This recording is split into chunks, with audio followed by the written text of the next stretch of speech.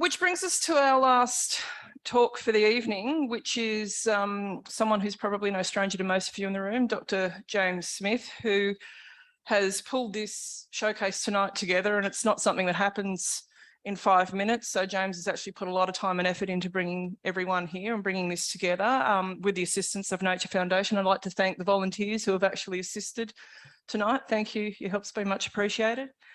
And I just can't speak highly enough of the work that James has done. James and his team have just done phenomenal work already with the eradication program to date, and their plans to get us to the fence and actually finish the eradication for the Dudley, and then to go beyond the fence and to keep going for the rest of Kangaroo Island. So without further ado, I'll let James run through what's been happening and where we plan to go from here. Thank you very much.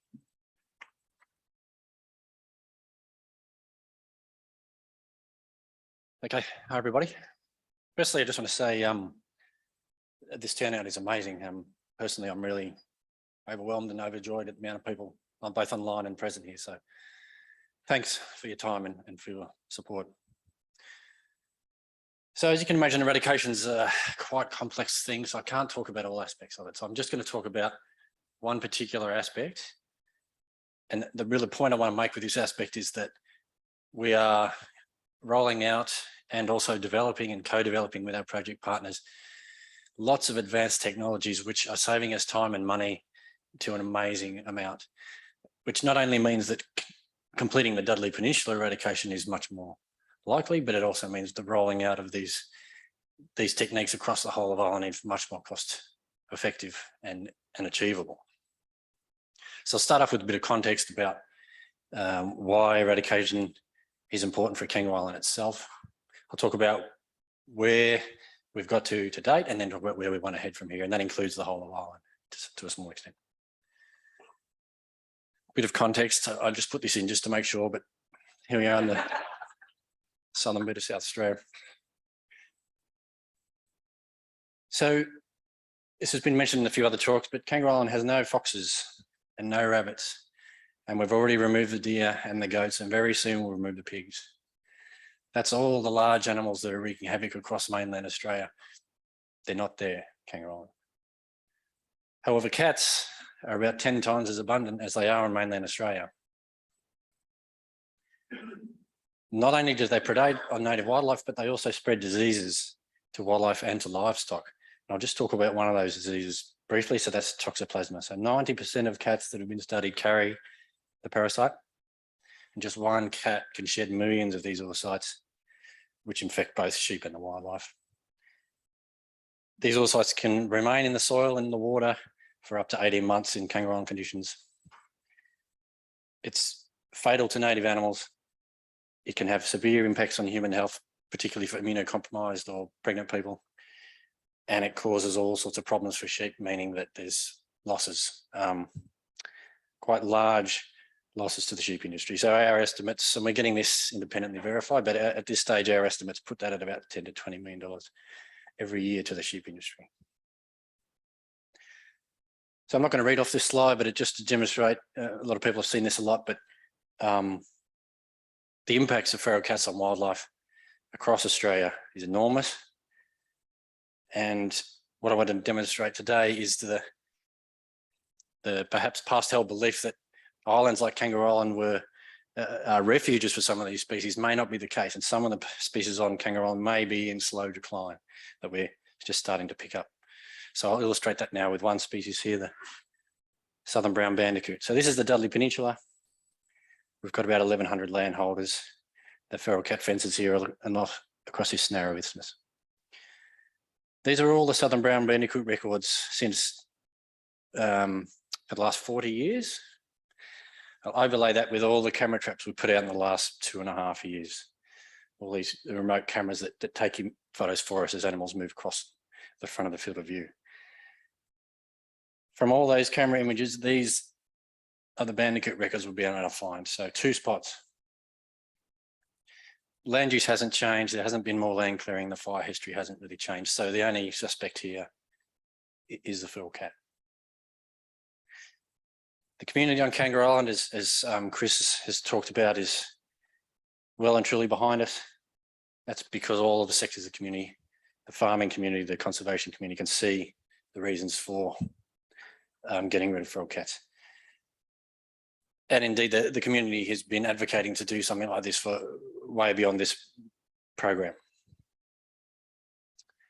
So now I'm just going to talk about on the Dudley Peninsula itself where we've got to date, starting in 2020. So we started on the eastern side of the island, and this is about 20 square kilometres. We started small, building up landholder rapport and ironing out the logistical issues so we could expand that out.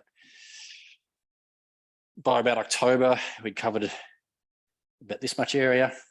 And part of the methodology here, moving from east to west, assumes, of course, that cats will be coming in behind us. So the most important thing is we detect those cats before they breed and take them out. So we've been trialling this 4G camera system, which I'll elaborate on, which will be most of my talk. January 2022, we were lucky with the funding. Some of that was bushfire recovery money, some of it was donations, and we could expand to a greater extent because we had more staff. We could also deploy our 4G cameras to a greater extent. In June of 2022, we put out a call to a lot of landholders and we got a large amount of uptake. So we were able to trap the whole peninsula for 10 days. And this is where we are now. We're able to trap that much. That's not to say that there's no cats back there, but this is the area that we're working in to a great extent. But it's this point that I want to highlight. We can come in here, move through that area and take out many cats, but we need to know which ones are still there and we need to know which ones are sneaking back in. So we need to monitor intensely. And of course, the problem with intensive monitoring is that it's really intensive. So I just want to take a step back a little bit and talk about eradications. All eradications are difficult, and that's because you need to know that you've got every single individual. If we know where every single individual is, we can trap it. Particularly at the end of the eradication, we need to be able to demonstrate to everybody, to the world, that there are none left. So we have to be rigorous and we have to be comprehensive.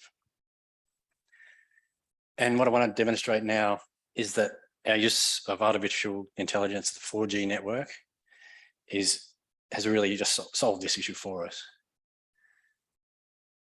So if you have a look at this really complex landscape and try and imagine finding every one of these little cats in this landscape across the Dudley Peninsula is 380 square kilometres.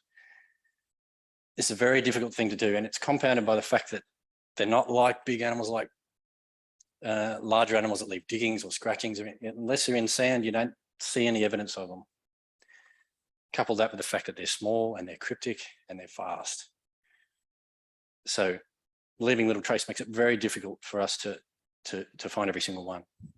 Typically what you would do to find all the cats is you put out an array of these camera traps, and they're triggered by movement across the front of the field of view. And then you travel to the camera trap and you swap the batteries, take out your SD card, go back to the office, look through the images. Okay, which one was a cat? We can't do that over 300 square kilometres. It takes too much time. So this image here has two cameras. The one on the left is your standard camera trap. The one on the right is a 4G connected camera. You can see it's got a couple of antennas sticking above it, and then at the top of that star picker, there's a solar panel, so you don't have to change batteries. The images themselves, as soon as it's taken, get sent to wherever we want, to your phone, to your email. What we've developed with one of our project partners is to get it to send to a supercomputer basically, and it figures out for us what is in each image. So here's our camera trap array. These are all 4G connected cameras. They're sending about 8,000 images a day. And ideally we'd want to know each day where the cats are so we can respond in real time. And you can see from that map, north to south, we're talking about 30, on average 30 kilometres. We just can't get around to each one of those cameras every day. But the 4G cameras can do it for us. So we partnered with our project partners here at Avorta. To date, their computer has sorted about 4 million images for us. So what the computer does is it gets the image in and it runs it across its AI algorithm, and then it draws boxes around it and it tells us what it thinks it is, if there's anything in that image, And then the little numbers next to it are the confidence. So a lot of these images are, that one in the center there is that thinks that's the bird with 98% confidence.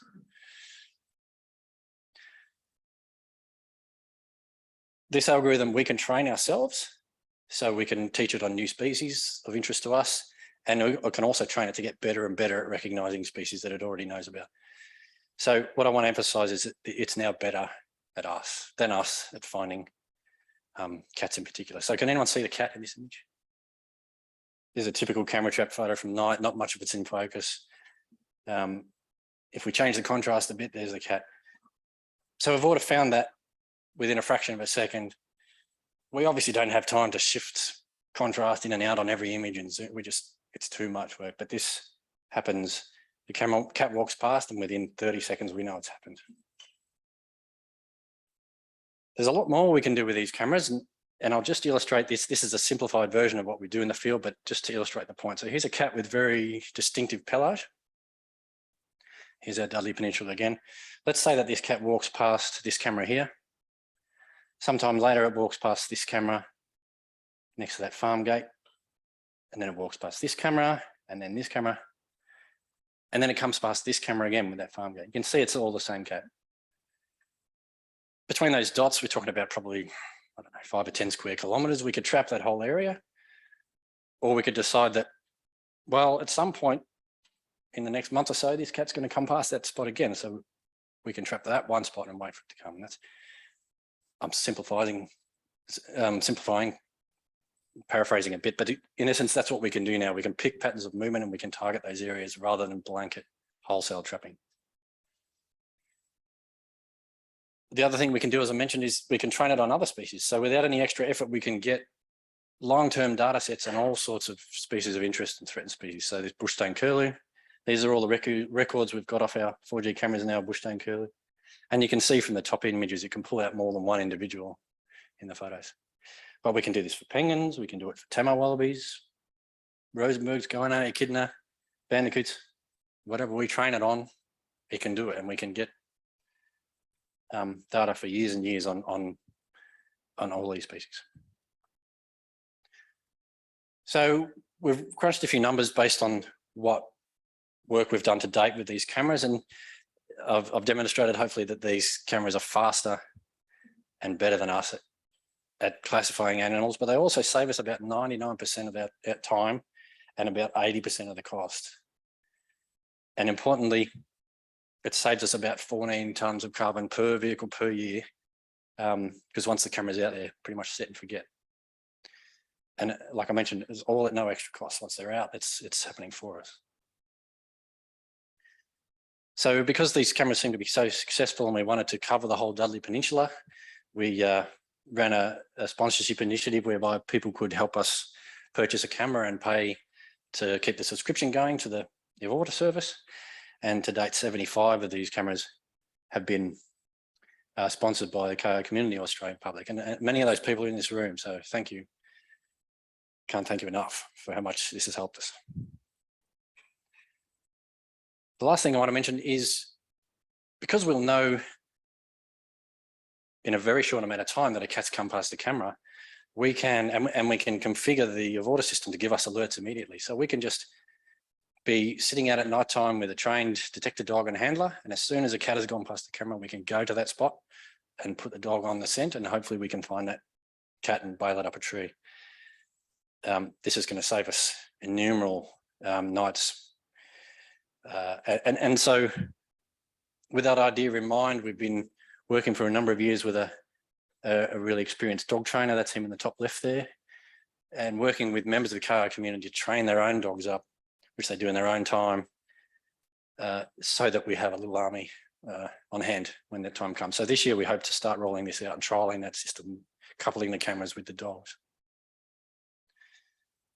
Very quickly, here's some sort of summary stats to date. So we've caught over 550 cats in the last 2.5 years. The more on the eastern side is more a reflection of the effort rather than density. So we've worked more on the eastern side for longer, so there's more records over that side. So where we'd like to go from here, we're not all the way across the Dudley. We based on the cost savings identified and the effort we put into date, we think we can get to the fence by 2024. And then we want to have at least a year of using the 4G cameras and other methods to survey, so we can definitively declare the Dudley feral cat free by 2025. We want to use that time, and like I mentioned, that's just one of the technologies. There's all sorts of cost-saving devices that we're rolling out. Some of those are being developed from programs on the western side of the island, and we're starting to deploy them on our side. Excuse me. This map shows all the work to do with feral cat control and eradications that's happened since the 2019-20 bushfires. What we'd like to do is capitalise on all this experience and knowledge, equipment and momentum, and roll the Dudley Peninsula eradication into a whole of island eradication. And just an example of some of the things that we could do for a whole of island. So the biggest cost for us now beyond salaries is vehicle use, because we need a lot of vehicles to cover large areas. But we're quite lucky in South Australia because there's more and more emphasis on renewables, and that's only predicted to increase. So the most logical cost-effective step for us now going forward is to change our fleet to use electric vehicles, and then we have guilt-free eradication. So this is just one of the examples of ways that we're trying to streamline our use of resources and save costs right across the board. So I'd just like to finish on this point. All of the large species that are wreaking havoc on the mainland Australia are not present or soon to be not present on Kangaroo Island. And once it's free of feral cats, we'll have an island that's 150 kilometres across, where a third of it is still native vegetation, and it can be restored back. The ecological function can be restored back to pre-European times. And so that means we can reintroduce a lot of the species that were once present, and the species that are there can thrive and reproduce. So that's all I have for you today. I just wanted to thank you all for being here, and I hope you can join us on our journey to a feral-free Kangaroo Island.